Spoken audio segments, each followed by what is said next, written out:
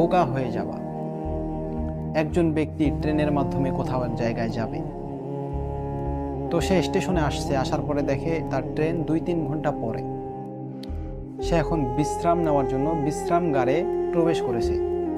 বিশ্রামগারে প্রবেশ করার পর দেখে যে বিশ্রামগার ময়লা হয়ে পড়ে আছে। সে বিশ্রামগারটাকে পরিষ্কার করছে। এরপরে দেখে যে বিশ্রামগারের লাইটটা অফ হয়ে আছে বা বন্ধ বা নষ্ট। সে নিজের টাকা দিয়ে লাইট কিনে সেখানে বিশ্রামগারে লাগিয়ে দিয়েছে। এরপর দেখে যে ফ্যানটা নষ্ট, ফ্যানটা ঘোরে না। তো কি করছে, 2-3 ঘন্টা সে এখানে থাকবে। সে ওই 2-3 ঘন্টার জন্য ফ্যান কিনে লাগানোর জন্য সব কিছু রেডি করেছে। এমন তো অবস্থায় ট্রেনটা চলে আসছে। এখন সে কি করবে? সব কিছু সেখানে রেখে তার গন্তব্যস্থলে যাওয়ার জন্য ট্রেনে উঠে পড়েছে। তো তুমি এই লোকটাকে বোকা ভাববা না? তুমি তো বলবা যে এই লোকটা বোকা।